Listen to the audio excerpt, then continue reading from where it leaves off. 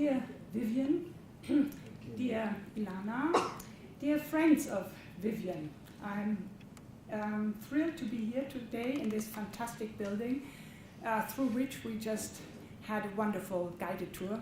We are deeply impressed with this space and the way it is embedded in its surroundings and the projects that are to be developed in this place. And I'm also thrilled to be part of this book presentation because I must say, when I look back at on my friendship with Vivian, I must say every time that we meet for me is something like a miracle. So this is a very special friendship, and I'm happy to give her back some of the joy that I had in reading it. I will start my presentation of this book with comments on its title and the cover image. So I will keep for a while to just this part. To begin with the beginning, the first two words, German and Jewish. They are linked by a hyphen that creates a link between two traditions. Can you hear me, by the way? Yes. It's loud enough. Linked by a hyphen. The link between the two traditions originated at the time of Enlightenment and produced a uniquely creative entanglement of the two cultures. German Jewish also recalls the history of assimilation and the so-called symbiosis that ended in the great catastrophe of the Holocaust. The Nazi genocide of European Jews also targeted so many German Jews who, to put it in the words of Vivian Liska's teacher in Antwerp, Jean-Paul Bier, and she just told us these words yesterday, these German Jews, so many of them, who were murdered because they considered themselves German. The third word in the title is thought. This takes us from the realm of history to the realm of philosophy, which of course is also embedded in history. The history in this case is twofold. It is the history of a young generation of Jews at the beginning of the 20th century who revolted against their assimilated parents. This was also part of what we discussed last night, and invented for themselves new traditions of being Jewish, thus emphasizing their Jewish identity by doing away with the hyphen and reaffirming the borderline between German and Jewish culture. German Jewish thought is the product of this amazingly creative moment and movement. It refers to a historically specific group of Jewish authors such as Walter Benjamin, Gershom Scholem, or Hannah Arendt, and of course Kafka, writing in the German language, who were canonized after the Second World War to form a new tradition that became influential in West Germany after the 1970s.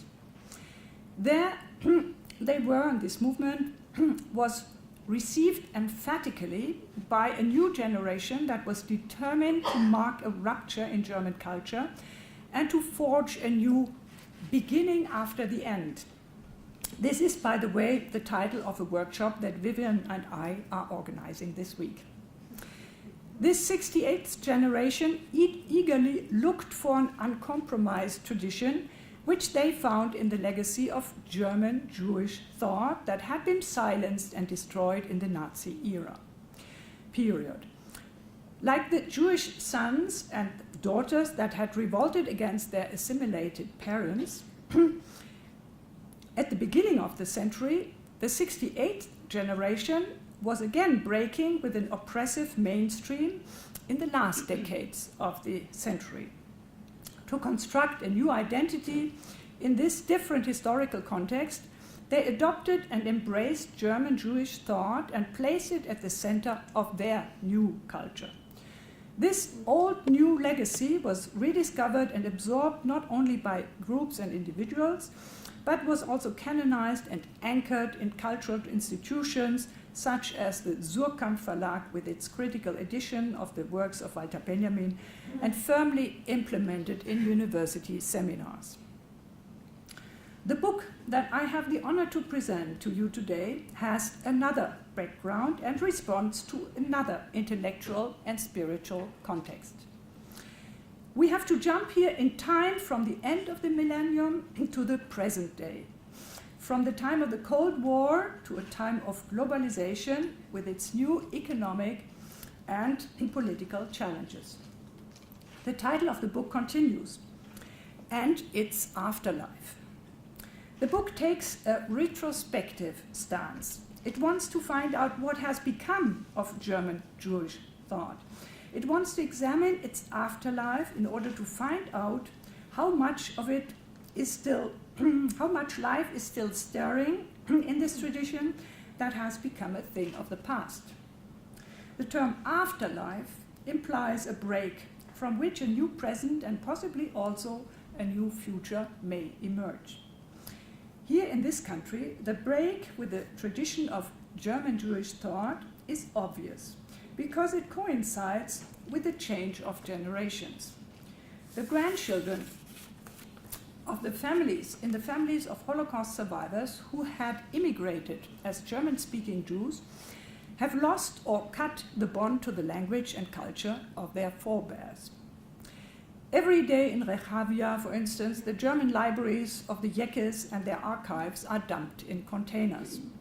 The younger generations have no command of the language and they have no use for it, nor has the country itself that, quite understandably, does not want to hark back to this past, but embraces a future that is focused on science, technology, and religion, and is far removed from the intellectual world of these grandparents. While the tradition of German Jewish thought was needed, desired, and appropriated by the West German 68th generation, it was of no similar use for the second and third generations of survivors in Israel, who had other projects, and the fourth generation may now be utterly disconnected from it.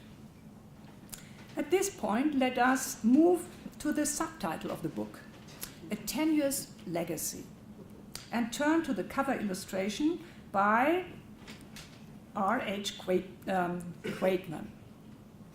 What we see is a sepia-colored frame in the shape of a square, showing an image attached to a screen. There are darker and brighter patches and traces that remain illegible. What can be recognized, however, is the signature of Paul Klee plus the year 1920. Right here. At this point, it becomes easier to interpret the image. Here is my guess. It shows a reproduction of Klee's famous icon of the angel of history, but this time it is a negative image. It is a surface from which the painting has been rubbed off. This technique of evocating a picture and erasing it at the same time introduces an interesting temporal dimension into the otherwise atemporal status of the image, signifying the process of forgetting. On the right side of the image, however, here, you can see a blue, another blue rectangle, a square that is superimposed and that is directed into the dimension of the viewer and opens up into another time zone. The contours of the represented painting have darkened, have become indistinct, and have been erased, but a window is opened into the future that suggests an act of cultural transmission and a future existence in time. The artwork seems to pose the question, who is going to step into this frame to prolong its duration? When we open the book, we quickly learn that while the tradition of German Jewish thought might be on the wane in Israel, it is certainly not waning in other parts of the world. Maybe we can even say this tradition is alive and kicking, as it has been going global, where it has become an almost universal reference and is received and reappropriated in many ways. In this process of translation, it has been severed from the medium and cultural background stored in the German language and become polylingual. But the book is not about this successful reception history. The afterlife of this book is concerned with that this book is concerned with refers to the recent transformations of German Jewish thought by strictly focusing on texts and their readings. In doing so, it examines the discourse and explores the contested key issues that are being discussed, rediscussed, and are still at stake and provoke new challenges. These key issues have occupied Jewish and non-Jewish philosophers, intellectuals, and literary artists of the 20th and 21st centuries. As Vivian Liska presents them to us, she shows at the same time, and I think this is her real genius that she brings to this discussion, how closely they are interwoven with literary forms and expressions. Literature, and in particular the texts and parables of Kafka, form the red thread that hold the chapters of the book together. Kafka's texts are read in this context as a genuinely philosophical contribution not only to central issues of human existence, but also to the condition and predicament of Jewish identity and its response to modernity. A great achievement of this book is for me that it places the texts of Kafka consistently in the tradition of Jewish religious and spiritual thought, the Hebrew Bible, Talmud, or Bereshit Rabbah, showing that, and hearing, by the way, following our revered friend Jeffrey Hartman, that there is a continuum in the hermeneutics of religious and literary texts. Vivian also shows impressively that the intense engagement with Kafka has produced an important intellectual meta-discourse on Jewish tradition and Jewish self-understanding. Her reading of Kafka's texts and her brilliant rereading of different readings of Kafka clearly transcend the field of literary studies and demonstrate copiously that Kafka has risen to a key reference when discussing the modern conditio humana or conditio Judaica. Liska's book, however, is not only about continuities and consensus. She has also a very fine ear for distinction, difference, and dissonance among the various readers and their interpretive communities.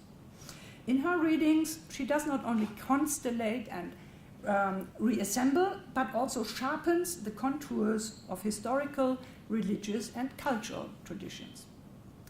A key issue of the book is modernity itself and its impact on German Jewish thought. Historically speaking, modernity has started with a break of tradition inaugurated by Enlightenment.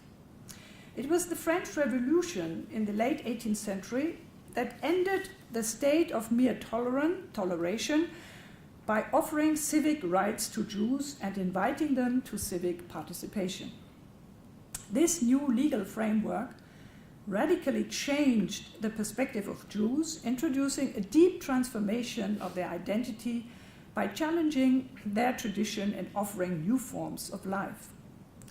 In the era of modernity, breaking with tradition became a cultural imperative and a motor of social and technological change. I'm sorry, I should not touch this, but maybe don't worry.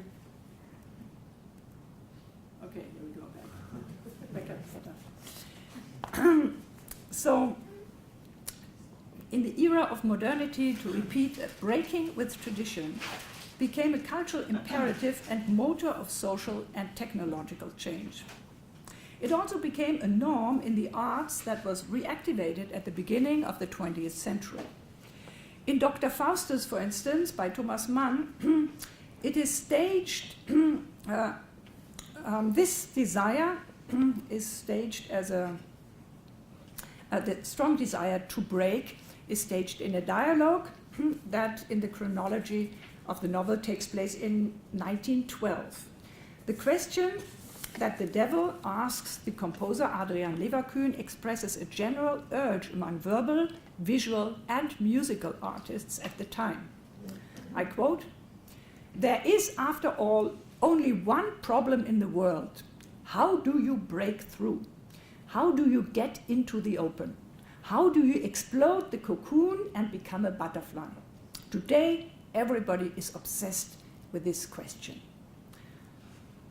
100 years later, I would argue Vivian has restaged another dialogue of this kind on this fundamental issue about breaking and breaking through. Another great achievement, by the way of the book, is for me the way in which she creates significant constellations, bringing individual voices into dialogue by highlighting not only differences, but also even contradictory positions. All this is never done, however, in a polemic mood, but by delineating, commenting, and moderating these positions with great dedication, amazing accuracy, and literary elegance. And here is an example. Chapter 4, entitled As If Not, Hos Me, would be the Greek translation of it, creates a constellation between Kafka and Agamben. It starts with a vignette created by Kafka and ends with one created by Agamben. This is what I mean by a careful staging of constellations. The actors in the dialogue are not only given due space and voice, but are also framed in a way that makes use of literary form. In the first vignette, derived from Kafka's text Up in the Gallery, a young spectator sits in a circus watching a rider on a horse led by the director, an entertaining spectacle which, however, if deprived from the veil of illusions that surround it, could also reveal the world's utter misery as a prolonged oppressive mechanism. Blinded by the attractive illusion, the spectator is unable to intercept, to cry stop, and bring the performance to a halt. Agamben's vignette closes the chapter. It is taken from a very short text called The 6 Most Beautiful Minutes in the History of Film, and describes a scene in an Orson Welles films, entitled Don Quixote. In this film, Don Quixote sits in a cinema, watching the valorous deeds of the knight and the ailments of the Lady Dulcinella, which prompt him to interfere, rushing from the gallery to the screen and drawing his sword with the effect of ripping up the screen and abruptly ending the performance. In this case, breaking through literally means destroying the apparatus, which is exposed as a mere wooden scaffold. While Kafka's protagonist is able to reflect and cannot bring himself to interfere, Agamben's Don Quixote rushes down and acts bravely, showing, however, that, I quote Vivian's book, this illusion is tantamount to the destruction of all illusion. This constellation shows emblematically two different approaches to the general theme of breaking and breaking through. While Kafka's protagonists generally remain in a state of oscillation, always revealing two sides of the coin and deferring action by maintaining ambivalence in a state of undecidability, Agamben's readings exert a strong exegetic pressure on Kafka's texts, pushing them into the direction of definite answers and solutions, including the identification of many of Kafka's protagonists as Christ figures. The stable reference of his emblematic readings is a clear metaphysical framework premised on a revolutionary form of Christianity in which our world has to be expressed as an evil state of exception in order to violently destroy it, which then automatically ushers in its opposite, namely the benign state of exception. The configuration of German Jewish thought that Vivian Liska reconstructs is tenuous, not because it is in danger of being discontinued and forgotten, but on the contrary, because it is claimed by so many groups. Marxists, revolutionary, antinomian, anarchist, Jewish, and Christian groups and readers. The most threatening figure in the book is clearly St. Paul, whose recovery in the 1990s, 80s, and the general boom following in the 1990s has initiated new readings that blur distinctions and open up new challenges and issues of identity construction in the field of tension between Jewish and Christian, particularist and universalist readings. So the real threat may not come from the tradition going extinct, but from seeing it appropriated by others. In the name of St. Paul, Vivian Liska speaks of a Pauline turn. Readings have been privileged that favor fusion, indistinction, and radical transformation, but also alienation, negation, and the destruction of the law, whatever that may mean. The effect is that the stakes of identity are again rising. The book makes a serious plea to maintain distinctions. Differences matter, both in terms of practice of reading and in terms of identity, of knowing who you are and where you belong. As I said, the book is artistically composed. It starts with Quaitman's cover illustration on the cover of the erased Angel of History, and it ends with an epilogue, with a printed reproduction of Paul Klee's image. It is referred to as the most prized emblem of German Jewish thought. That has today a universal reference, and is reprinted on dozens of book covers. And now we can decide whether it is printed on this book cover or not. It's this undecidability, again. So the book performs what its title proposes or promises.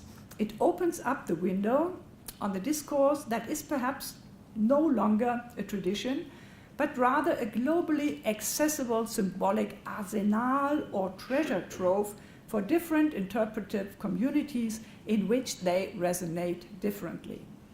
In this situation, Liska's book is an emphatic invitation to return to these texts, to read attentively, and to enter the discussion, showing that what was introduced as a tenuous legacy is indeed a tenacious legacy, speaking to many readers who have much to learn from this book.